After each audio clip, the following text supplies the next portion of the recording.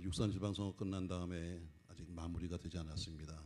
또 그런 사이에 8월을 맞이하게 됩니다. 뭐 어느 당이 또 누가 권력을 하는 것보다 중요한 것은 과연 이 나라와 그리고 국민들 앞에 또 다음 세대에 얼마나 잘 일하는가, 이게 더 중요한 거죠. 장마가 지나갑니다. 그러나 장마 또 찜통더위, 장마가 와도 360일 장마는 없습니다. 태풍이 불어도 360일 부는 태풍은 없는 거예요. 찜통더위도 마찬가지로 잠깐 지나가는 거지 그렇게 1년 360일도 없지 않습니다. 여러분과 저희 삶도 마찬가지로 때론 어려움도 있죠. 그러나 곧 지나갈 거예요. 아멘 하신 분은 큰 은혜가 될 거예요. 오늘 여러분들과 더불어서 나사로의 이야기 좀 할까 합니다. 나사로 잘 아시잖아요. 항상 나사로 하면 그의 부활에 대해서 이야기하면서 나사로의 부활 사건이 가장 유명한 사건 중에 하나죠. 오늘 본문에 보니까 예수님이 요단강 동편에 계셨는데 나사로의 위급한 그런 상황을 전가를 받습니다. 근데 다른 때는 보통 받으시면 곧장 가시는데 유독 연락 받으셨는데도 불구하고 이틀을 머무셨어요. 그리고 베다니에 가십니다. 요한복음 11장 6절 말씀에는 그 사건을 이렇게 말씀하고 있어요. 나사로가 병들었다함을 들으시고 그 계시던 곳에 며칠 이틀을 유하시고 해서 이틀을 머물고서 그 뒤에 가셨어요. 물론 예수님이 당분간 생각이 있었겠죠. 아마 하나님의 영광과 더 극적인 사건을 보이시기 위해서 그런지도 모르겠습니다.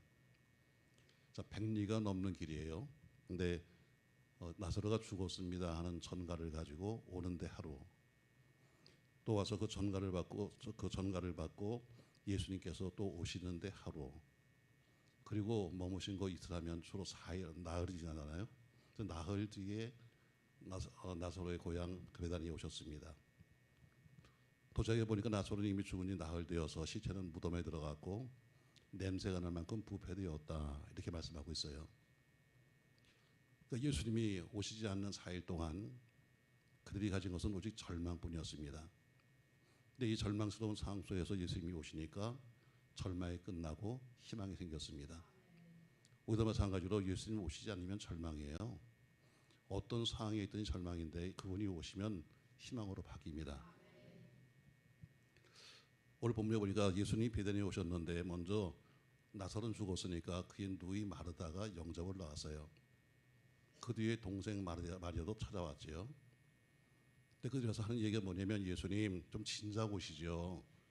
만약에 예수님이 진작 오셨으면 안 죽었을 텐데 하는 이 정도의 믿음이었었어요. 쉽게 말하면 예수님이 계셨으면 살았을 텐데 당신이 이제 죽은 다음에 와서는 아무런 소용없잖아요, 이 얘기입니다.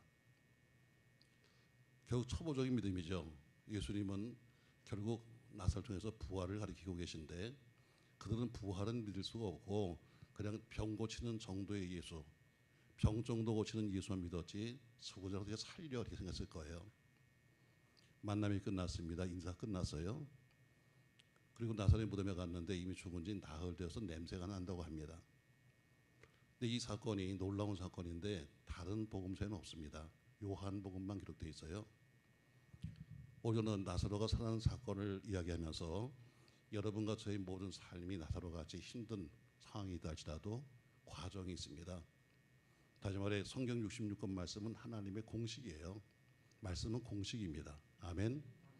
공식은 뭐예요? 답이 똑같은 거예요. 누구나 들어가서 대입만 시키면 답은 똑같아요. 오늘 나사로라고 하는 그 사건 속에 내가 들어가면 여러분과 저희 모든 삶도 다시 살아납니다. 아멘. 그러니까 오늘 이건 지나간 이야기가 아니라 저는 모든 삶 속에 다 성경에 나오는 모든 사람이 다 우리의 예화예요. 다윗같이 살면 다윗의 복이 내 복입니다. 아브라함처럼 살면 아브라함 복이 내 복이죠. 남의 얘기가 아니라 재입시키면 되는 거예요. 그러니까 오늘 나사로의 부활의 사건은, 이런 기적의 사건은 나에게도 있다.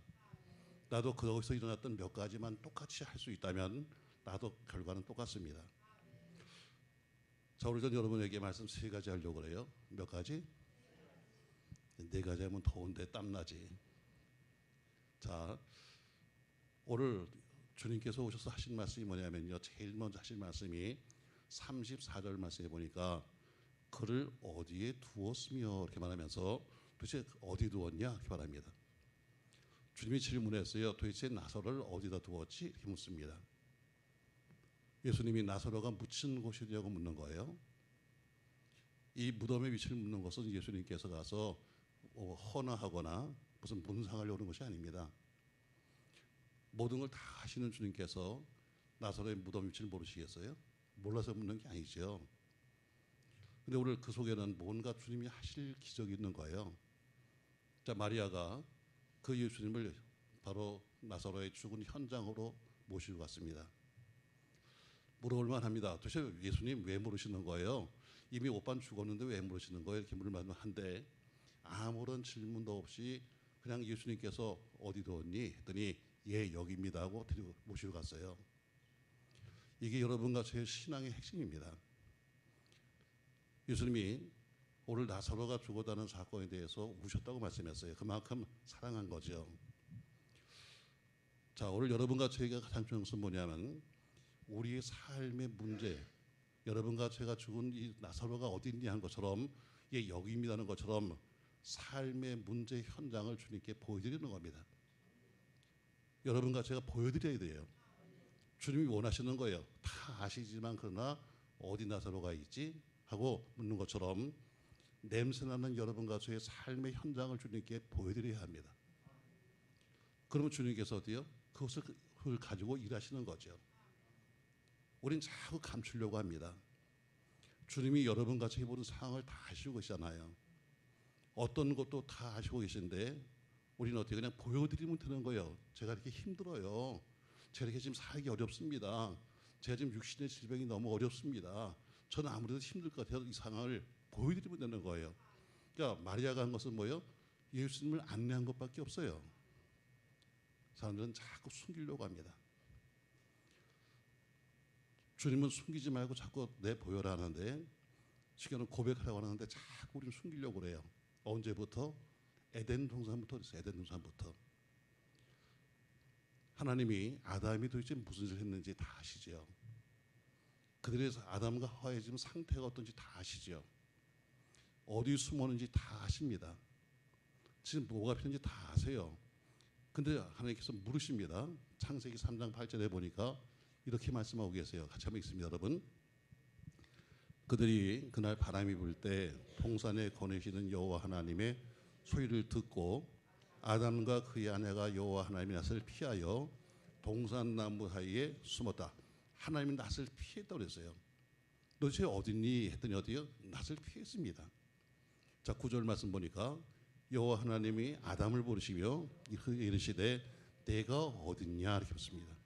너 도대체 어딨니? 아담아 지금 내가 어딨니? 몰라서 묻는 게 아닙니다, 여러분. 예, 저 여기 있습니다 하면 끝나는 건데 얼굴을 피하는 것처럼 자꾸 우리 피하잖아요. 그냥 그때 제 모습을 보여드렸으면 해결됐을 거예요. 아무런 변명할 것도 없이 그냥 고백했으면 죽을 면했을 겁니다. 근데 그들은 끝내 아담과 하와는 숨어버렸어요. 사도행전에 보면 아나니아 삽비라 부부가 나옵니다. 어쩌면 우리 현실과 똑같아요. 자, 그 부부가 살아가면서 그 어려운 시대 속에서 예수 믿으면 직장도 갈 수 없고 살기 힘들고 그런 속에서 얼마나 돈이 필요한지 주님도 알고 계십니다. 주님 때문에 그렇게 아꼈던 밭을 판 것도 주님은 알고 계세요. 그뿐만 아니라 도대체 얼마를 숨겨놓고 왔는지 주님이 그것도 알고 계십니다. 사도들이 물었습니다. 이게 다냐? 그때 예 하고 솔직히 말씀했으면 그냥 가지고 온 것만으로도 칭찬을만 해요. 왜 그렇게 어려운데 헌금을 갖고 왔는데 정말 살기 힘든 시대 속에서 그래도 믿어보겠다고 그래도 밥 팔아가지고 왔는데 돈은 숨겼지만 그러나 갖고 온 것만 해도 큰일이야. 근데 사도가 묻습니다. 이게 다냐 했더니 어때요? 예, 거짓말했습니다. 결국 자기를 숨기려고 하다 결국 부부는 죽고 말았어요. 할 거 다 했습니다. 주님이 아신다고. 여러분과 제가 얼마나 살기 힘든지 주님은 아신다고요. 믿습니까, 여러분? 우리가 얼마나 아픈지 주님은 알고 계시다고요. 내가 지금 얼마나 인생이 공고한지 주님은 알고 계시다고요. 근데 자꾸 우리는 숨기는 거예요. 숨기면서 아니라고 부인하는 거죠. 사람들이 몰래 나쁜 짓을 많이 합니다. 뭐 저도 마찬가지죠. 다음엔 시침이 되죠. 근데 주님은 그래도 다 그걸 아시잖아요. 근데 우리는 주님은 아시는데 우리는 아닌 척합니다. 여러분 가정의 형편이 아주 힘듭니다. 많이 힘들죠. 근데 주님께는 보여만 드리면 되는데 그럼에도 불구하고 그것을 보여드리지 않는 거예요. 그리고 이렇게 말합니다. 너무 늦었어. 스스로 판단하는 거예요. 나는 안 될 거야. 스스로 생각하는 거죠. 한 번도 주님이 하신 적이 없어요. 스스로 생각하고 어떻게 나는 안 돼. 난 끝났어. 이렇게 말합니다. 그러니까 결국 희망이 사라지는 겁니다. 여러분 주님께 여러분과 저희 모든 사건을 보여드리기 바랍니다. 이게 우리가 해야 될 첫 번째 문제예요. 도대체 나사로가 어디 있니? 묻는 것처럼 그냥 보여드리면 끝나는 거예요. 자, 주님께 말씀하세요. 여러분, 나 이런 문제가 있습니다. 그리고 주님께 보여드리면 되는 거예요. 기도할 때 주님이 여러분과 저의 삶의 현장을 보시잖아요. 주님께 아뢰는 것, 기도하는 것이 바로 주님께 보여드리는 거예요. 문제가 심각한데 기도하지 않고 있다가 큰일 당한 사람 많습니다. 이 문제가 터졌음에도 불구하고 기도하지 않으면 더 큰 문제가 터지는 거예요. 합병증이 오는 겁니다. 여러분 사람이 죽었다. 수만 심을 죽는 거죠. 그처럼 기도하지 않으면 영이 죽는 겁니다. 근데 어떤 분이 이렇게 말합니다. 목사님 기도 안 해도 잘만 살던데요. 뭐 여기도 계실 거예요. 기도 안 해도 잘만 살아요. 아유 뭐 기도해요? 뭐 별거예요? 잘만 됩니다. 이런 사람이 있을 거예요. 여러분 이유가 뭔지 아세요? 간단해요. 죽었기 때문에 모르는 거야. 이미 죽어서 감각이 없으니까 자기가 지금 잘 되는지 모르는 걸 모르는 거예요. 죽어서 몸이 마비됐기 때문에 안 죽은 줄로 착각하는 거죠. 죽은 사람을 때려보세요. 아프다고 하나요? 발로 발라보세요. 뭐라고 하나요? 왜? 죽었기 때문에 느낄 수가 없는 거예요. 마찬가지로 영이 죽어버리면 느낄 수가 없는 겁니다. 기도하지 않아도 잘 되는 게 아니라 안 왔기 때문에 이미 영이 죽어서 모르는 거예요. 지금 뭐가 썩는지를 모르는 거죠. 우리가 왜 무시로 기도하고 왜 기도라고 합니까, 여러분? 뭐 사업이 잘 되려고요? 물론 중요하죠. 자식 잘 되려고 치성을 드리나요? 그것도 중요할 겁니다. 그러나 우리가 하는 기도는 자식 잘 되려고 하는 그런 어떤 무속신앙의 치성이나 염불과는 다른 거예요. 우리가 주님께 드리는 기도는 영적인 질병과 영적 죽음을 예방해 주는 겁니다. 뿐만 아니라 죄로부터 영혼을 갖다 더러질 때 더 이상의 오염을 막아주는 것이 기도예요. 저 여러분 당장 일이 늦었다고 낙심하지 마세요. 어떤 분은 기도하는 것이 마치 시장 가서 돈 주고 배주 사는 것처럼 생각해요. 내가 돈 냈으니까 뭐 주는 거 아닌가? 주님이 나를 보시도록 해야 합니다. 우리가 여러분 살아가면서 가장 큰 문제가 뭐냐면요. 자, 자기가 나는 의사도 아니야. 난 약사도 아니야. 근데 문제는 자기가 처방을 다 하는 게 이게 가장 큰 문제예요. 옛날 어르신들 보세요. 다 처방을 자기가 했습니다. 아우 머리 아파 뇌신 먹어야지. 아우 배 아파 할명수 먹어야지. 다 노인들 이렇게 하잖아요. 그리고 어때요? 스스로 투약도 하고 스스로 어때요? 자기가 그 주사도 놓습니다. 알아서 하는 거예요. 사람 건강에 가장 치명적인 해악이 뭐냐면요. 의사의 진단이나 약사의 처방 없이 함부로 진료하고 투약하는 거예요. 우리가 다 알아서 하는 거죠. 신앙생활도 마찬가지로 내가 알아서 합니다. 이게 가장 무서운 신앙이에요. 아유 목사님 손대지 마세요. 내가 다 알아서 할게요. 이게 가장 무서운 신앙입니다. 왜? 내가 알아서 처방할 거고 내가 알아서 투약할 거고 내가 알아서 살겠다는 거예요. 여러분 주님께 보이십시오. 여러분. 의사가 제일 싫어하는 것이 뭔지 아십니까 여러분? 이 병이 무슨 병인지 스스로 진단하고 온 환자가 제일 무서운 사람이에요. 약사가 제일 싫어하는 사람이 누군지 아십니까 여러분? 스스로 처방에 가서 이 약 달라고 하는 사람이 무서운 사람이에요. 의사 자격증이 왜 필요해요? 약사 등이 왜 필요합니까 여러분? 환자가 해야 할 일, 여러분과 할 일은 뭐냐면 의사에게 모든 걸 보여주고 진찰을 하고 처방대로 받은 다음엔 처방전대로 약을 쓰는 거예요. 또 많은 사람이 어때요? 처방도 잘 받습니다. 가서 의사 찾아가서 다 처방도 받는데 약은 안 먹어. 여기 4명 있어요. 처방만 받아갖고 와서 그 다음에도 약을 안 먹어. 아무리 기도한다고 떠들어도요, 뒤에 처방이 나왔는데 처방대로 안 하면 그건 죽는 거죠, 여러분. 여러분 가정이 살아가는 가장 첫 번째 문제 해결이 뭐냐? 그 시체가 어디 있지? 하는 것처럼 오늘 여러분 가정의 모든 문제를 주 앞에 내놓는 겁니다. 내놓으시면 되는 거예요. 아주 간단해요. 나 어디 아파요? 여러분 그렇게 뭐 은혜로우시고 자비로우시고 하는데 괜찮아. 무슨 기도할 때마다 무슨 보면요, 내용도 없고 그냥 갖다 붙이려고 하지 말고 그냥 솔직하게 말하면 돼요. 무슨 뭐 우리가 부모한테 말하는데 은혜로우신 어머니 뭐 이러나 여러분? 엄마 그럼 끝나는 거지. 그러니까 더 말장난 할 거 없이 그냥 꺼내놓으면 되는 겁니다. 오늘 야 나사로 어디 있지? 하고 묻는 것처럼 예 여기입니다 하는 것처럼 여러분과 저희 문제를 꺼내놓으십시오. 할렐루야. 문제 해결해야죠. 자, 문제를 꺼내놨습니다. 두 번째 주님께서 뭐라고 말씀하시는가? 이렇게 말씀해요. 39절 말씀 보시죠. 39절 같이 읽습니다. 예수께서 이르시되 돌을 옮겨놓으라 하시니, 자, 돌을 옮겨놓으라 하십니다. 두 번째 하신 말씀이 뭐냐면 너 나사로가 어디 있지? 예, 여기 있는데 했더니 보니까 그 돌 무덤을 막고 있는 돌을 옮겨놓으라 이렇게 말씀하십니다. 앞에 말씀이 마리아를 향해서 말씀이라면 오늘 이 말씀 돌을 옮겨놓으라는 말씀은 우리 모두에게 하신 말씀입니다. 자, 39절 말씀 보면 마리아가 마르다가 이 말을 듣고 팔쩍 뛰어요. 돌을 옮겨놓으라 했더니 무슨 말씀하세요? 이미 죽은 지 나흘 돼서 냄새가 납니다 하고 펄쩍 뛰는 거예요. 다시 말해 무슨 소망이 있다고 이걸 치유하는 겁니까? 이 얘기죠. 그들의 믿음이 뭐냐면 그냥 주님이 계셨으면 안 죽었을 텐데 하는 이 정도의 믿음이에요. 쉽게 말하면 병은 고치시지만 살릴 수는 없어요 이 얘기죠. 주님께서 말씀하십니다. 네가 믿으면 하나님의 영광을 보이라 하신 말씀대로 한 것처럼 그 말씀을 다시 한번 상기신 다음에 무덤 앞에 서셨습니다. 오늘 그 여인들 앞에 무덤 사이에 돌이 막았어요. 사실은 돌이 무덤을 막은 것이 아니라 그 안 된다고 하는 불신이 그들의 마음을 막은 거예요. 예수님 여러분과 저에게 돌문을 열려고 하지 말고 닫힌 믿음의 문을 열라고 말합니다. 믿음의 문이 닫혀버린 거예요. 그냥 앞을 바라보면서 여기 문제가 있는데요 했는데 그 앞에 있는 문제에 대해서 어때요? 전혀 이건 가능성이 없게 말한 거죠. 우리가 대부분 부정적인 이야기하는 이유는 한 가지입니다. 믿음의 문이 닫혔기 때문이에요.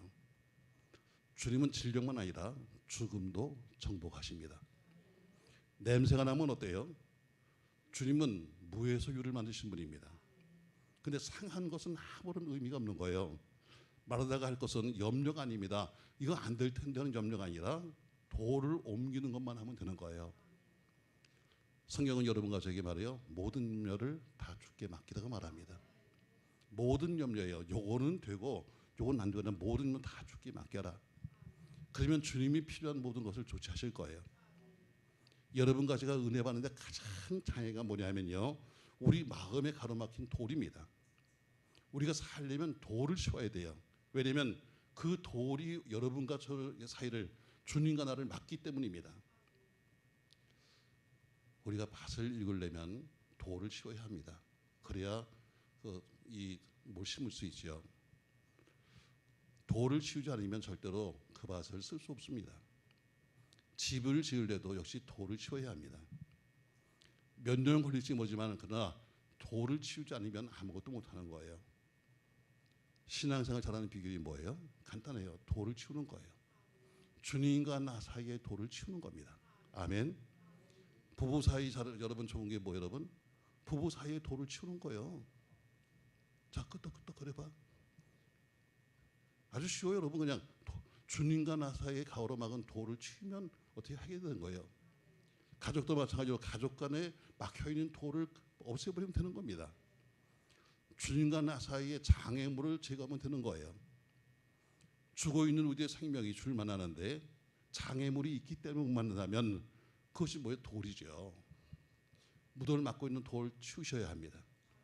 예배를 드립니다. 설교를 듣습니다. 그러나 돌 같은 내 마음이 녹아버리지 않으면 결국 아무런 의미가 없는 거예요. 자, 예배를 드렸습니다. 그러나 어때요? 돌이 땅을 막아서 예배를 방해하고 있어요. 설교를 듣습니다. 그런데 어때요?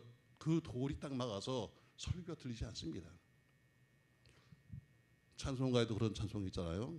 주님의 권능은 한없이 크오니 돌 같은 내 마음 곧 녹여주 사는 것처럼 돌 같은 내 마음이 녹지 않으면 절대로 은혜가 될 수가 없는 겁니다.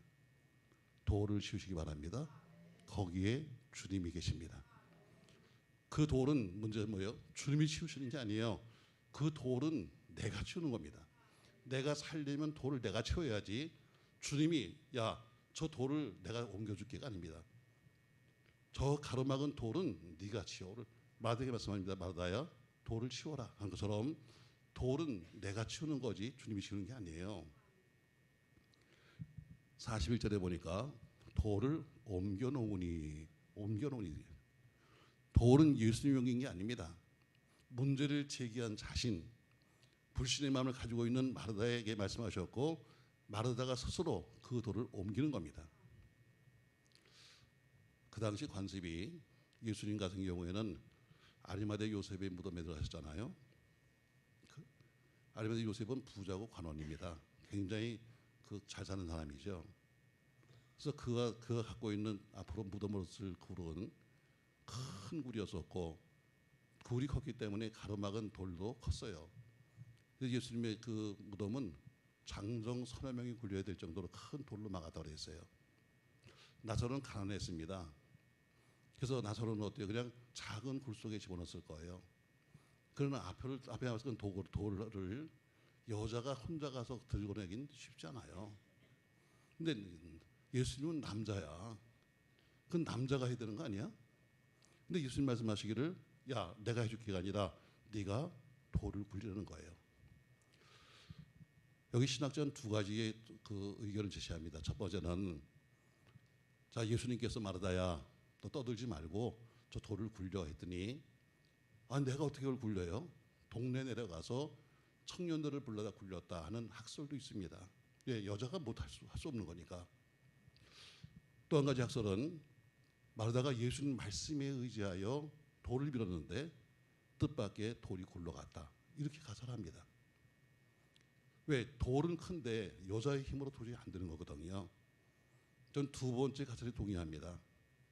주님 말씀에 의지하여 돌을 밀었는데 나는 할 수 없지만 주의 말씀에 의지하여 밀었더니 그 돌이 굴러가는 겁니다.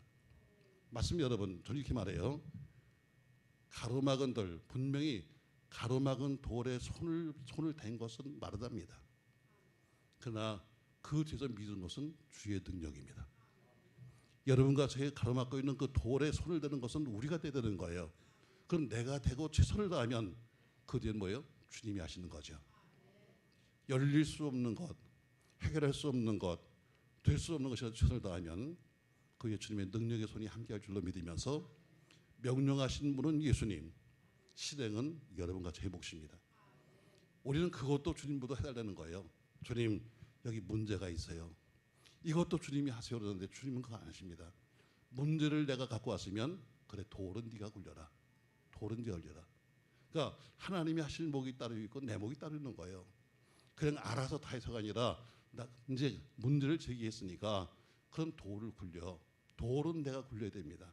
그 뒤에는 주님이 하실 거예요. 할렐루야. 자, 세 번째 보니까 주님께서 이렇게 말씀하십니다. 43절 말씀 보시죠. 같이 읽습니다.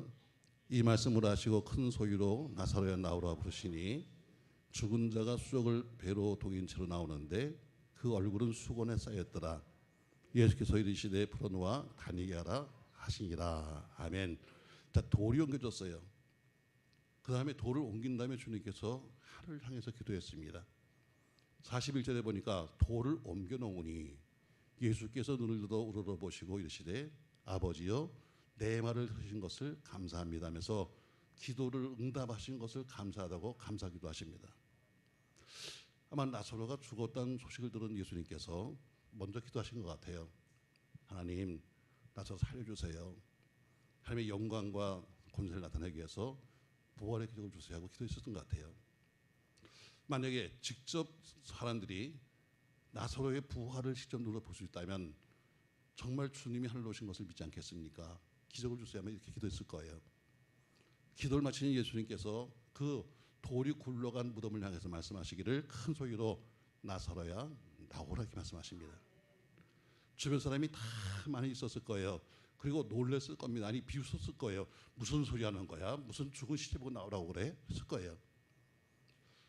그러나 주님은 생명의 주님이니까 명령할 수 있어요. 누구도 할 수 없는 거죠. 자, 그 다음에 반응은 성경에 나오지 않습니다. 다만 뭐예요? 예수님이 나오라 했더니 그 캄캄한 그 무덤 속에서 사람이 나오기 시작하는 거예요. 중요한 겁니다, 여러분. 자, 기적은 어디서 나타나는가? 캄캄한 굴 속에서 나타났어요. 안에서부터. 지금 나사로가 어때요? 저 무덤 속에 있는데 무덤 속에서부터 시작되는 거예요. 모든 신앙의 변화는 밖이 아니에요. 안에서부터예요. 모든 교회의 변화는 밖이 아니에요. 안에서부터예요. 우리의 심령부터 바뀌는 거지. 외모를 바꿨더니 뭐 교회가 바뀌었다. 그다음에 무슨 껍데기를 바꾸니까 교회가 좋아졌다. 아닙니다, 여러분. 모든 변화는 어디세요? 안에서부터예요. 오늘 굴 속에 지금 나사로는 들어가 있는데 죽어 있는데 예수님 말씀에서 나오라 하니까 어때요? 굴 속에서 누워있던 그가 일어나는 것처럼 모든 변화는 다 어디서부터? 안에서부터 시작되는 거예요. 캄캄한 어둠 속을 뚫고 사람이 걸어 나옵니다. 듣는 자는 살리라는 말씀에 응답된 거예요. 돌이 치워진 무덤으로 나사로가 나왔습니다. 온몸은 다 피로 쌓였지요. 얼굴은 손으로 덮였습니다. 손발은 묶였습니다. 나흘 전에 묻었던 그 모습대로 오늘 예수님 앞에 나온 거예요. 그 후에 나사로와 예수님의 대화는 없었습니다. 아마 나사로는 말은 못했지만 자기를 찾아와서 자기를 살리신 주님께 감격했을 거예요. 자, 여러분 한번 가정해 보자고요. 지금 놀라운 사건이 벌어졌어요. 죽었던 나사로가 살아났습니다. 주변에 있는 모든 사람이 다 지금 보고 있는데 그들이 다 뭐라고 말했을까? 어떤 사람이 이렇게 말해요. 야호! 나사로가 살았다. 이런 사람이 있을 거예요. 또 어떤 사람은 할렐루야! 이런 사람이 있었겠죠. 또 어떤 사람은 아멘 그랬을 거예요. 나는 이렇게 봐요. 근데 그런 말 안 했을 것 같아. 어머나. 어머나. 사람이 놀라면 어때요? 나오는 게 뭐예요? 세상에. 맞아요. 세상입니다, 여러분. 왜? 이런 일이 있을 수가 있는 거예요? 그냥 생각지도 못했던 사건이죠. 여러분 세상에 이게 뭐예요? 이 말은 풀어보면 이거예요. 세상에 어떻게 이런 일이 일어날 수 있을까? 이게 세상이에요. 어머나 어떻게 이런 일이 생길 수 있지? 이런 얘기입니다. 맞습니다, 여러분. 여러분과 제가 인생의 질병과 싸울 동안 주님은 가만히 계시지 않습니다. 질병은 우리 주님은 나 모르게 질병을 이기라고 계속 기도하고 계십니다. 인생이 죽었을 때 주님은 일하고 계십니다. 내가 초조한 동안에도 주님은 역시 일하고 계신 거예요. 왜냐하면 주님이 그 일을 위해서 오셨기 때문입니다. 오늘 나사로를 꽁꽁 묶고 있는 배에 수건을 풀어서 너와 다니게 하라 이렇게 말씀했습니다. 왜 몸은 살았지만 다 묶였기 때문에 자유롭지 못한 그에게 완전한 자유 주신 거예요. 사랑하는 성도 여러분, 저는 나사로의 부활 사건을 잠깐 이야기하면서 오늘 여러분에게 몇 가지 결론의 말씀을 드리고 싶어요. 자, 오늘 기적 앞에서 주님이 하신 질문을 한번 기억해 보세요. 제일 먼저 이렇게 묻습니다. 네가 이것을 믿느냐? 주님은 항상 여러분과 저에게 어떤 사건 앞에서 묻는 것이 뭐냐면요. 내가 믿니? 이거예요. 여러분 믿습니까? 주의 은혜를 믿습니까, 여러분? 제일 중요한 것은 뭐예요? 믿어야 되는 건데 믿어지지 않으면 다음이 없는 거예요. 내가 이것을 믿니? 이렇게 말합니다. 우리 주가 원하시는 것은 확인하는 것은 뭐예요? 우리의 믿음입니다. 그래서 네가 그것을 믿느냐? 하고 물어요. 예, 제가 믿습니다. 했더니 어때요? 그러면 그 나사로가 어디 있지? 하고 그가 어디에 있냐고 묻습니다. 이건 믿음에 대한 실천이에요. 다시 말해 사건의 방향을 설정해 주는 겁니다. 만약에 마르다와 마리아가 예수님을 나사로의 무덤으로 안내지 못했다면 그는 결국 나사로를 보지 못했을 거예요. 그들은 예수님을 안내했고 그것이 기적의 열쇠입니다. 자, 네가 믿니? 믿었으면 어때요? 예, 여기 나사로가 있습니다 하는 것처럼 믿으면 우리의 문제를 주 앞에 꺼내 놓으셔야 합니다. 믿지도 않으면서 괜히 꺼내려고 하지 말고 믿어지면 정말 주님이 믿어지면 우리의 문제를 주 앞에 끌어집어 내십시오. 그리고 그 모든 기적의 시작은 어때요? 돌을 굴렸을 때 안에서부터 시작되는 겁니다. 우리의 모든 변화는 내적 변화지 껍데기 변화가 아닙니다. 은혜를 받으니까 무슨 승부가 아니라 은혜를 받으니까 내 마음이 바뀌는 거지. 저는 이제 지금도 계속 이제 기도원의 집회를 가는데 뭐 과거에도 그랬습니다만 사람들이 기도원에서 기도 많이 합니다. 이 어려운 때도. 근데 기도하는 거 보면 다 이럽니다. 내가 기도만 하고 내가 3일을 금식하고 나면 뭔가 변화가 있을 거야. 내가 5일을 금식하고 나면 뭔가 좋은 일이 생길 거야. 아무것도 안 생깁니다. 오히려 금식하고 왔더니 집에 가니까 더 날이 없어 치고 있습니다. 그런 변화는요 집에 있는 게 아니에요. 나에게 있는 거예요. 내가 은혜를 받고 보니까 내가 바뀐 거야. 내가 바뀌니까 문제 해결되는 거지. 기도했더니 집에 있는 남편이 바뀐 거 없다? 우린 그래요. 내가 기도하니까 남편이 바뀔 거야. 아니야, 네가 바뀌어야 돼. 왜 남자만 아멘해? 여러분, 기도하면 내가 바뀌는 거지 남이 바뀌는 게 아니에요. 기도하니까 있잖아요. 애가 바뀌었어요. 아니요. 내가 마음을 바꾸니까 애가 바뀐 것처럼 보이는 거야. 맞습니다. 여러분, 문제의 돌을 치우고 나니까 어때요? 내적 변화가 오는 것처럼 여러분과 제게 입장한 것은 내적 변화입니다. 우리는 항상 교회마다 교회 갱신을 말합니다. 교회를 바꿔야 합니다. 좋은 얘기입니다. 교회를 새롭게 해야 합니다. 좋은 얘기입니다. 그리고 하는 것이 뭐냐면 주로 교회 리모델링 공사입니다. 껍데기를 바꾸고 애매한 강대상을 때려부시고 새 걸 갖다 놓고 의자를 바꾸고 그리고서는 우리가 바뀌었습니다. 바뀐 거 아무것도 없습니다. 내가 바뀌지 않는 한 교회가 바뀌는 것은 어때요? 내가 바뀌지 않는 한 아무것도 바뀌지 않는 거예요. 우리를 바꿉시다 여러분. 변화는 어디요? 무덤 안에서부터 오는 것처럼 여러분과 저의 내적 변화가 필요한 거죠. 우리 교회들 보거나 혹은 우리 인생을 보십시오 여러분. 정말 죽은 지 한 날 되는 것처럼 아무런 가능성이 없다 할지라도 주님 말씀과 부닥치면 반드시 살아나는 기적이 일어날 줄로 믿습니다. 왜? 말씀을 듣는 자는 살아난다고 말씀하신 것처럼 주의 음수 들은 나사로가 살아났거든요. 자, 그럼 우리가 할 일이 뭡니까 여러분? 오늘 문제 있는 곳으로 시체가 있는 나사로 시체가 있는 곳으로처럼 문제 있는 곳으로 주님을 안내하는 겁니다. 이건 내가 할 일입니다. 정말 내가 믿음이 있으면 문제 있는 곳으로 주님 여기 문제가 있습니다고 알려드리는 겁니다. 내 생각, 내 판단 마르다처럼 어떻게 냄새나는데 어떻게 살아요? 이것이 아니라 내 생각이나 내 판단을 하지 말고 주님께 일을 맡기는 겁니다. 죽은 지 나흘 된 거 아무런 문제되지 않습니다. 냄새나는 건 아무런 문제되지 않아요. 무덤에 들어가도 괜찮습니다. 주님과 나 사이에 막혀있는 돌만 굴려버리면 주님이 살리실 겁니다. 그리고 그 죽은 시체가 아무런 장애 없이 주의 말씀만 들을 수 있다면 거의 기적이 날 줄로 믿습니다. 여러분 혹시 여러분과 저의 삶에 아무런 가능성이 없나요? 혹은 최악의 상태입니까 여러분? 썩어서 냄새가 나나요? 그래서 난 포기했나요? 오히려 주님은 이런 최악의 상황 속에 오셔서 여러분과 저에게 물을 거예요. 네가 이것을 믿느냐? 믿으면 그곳으로 날 안내해. 그리고 앞에 가로막은 돌을 굴려. 그리고 그 일이 끝나면 어때요? 그거는 주님이 하실 몫입니다. 그리고 주님께서 말씀하실 거예요. 나오라 하고 외칠 겁니다. 그때 기적은 반드시 일어날 줄로 믿습니다.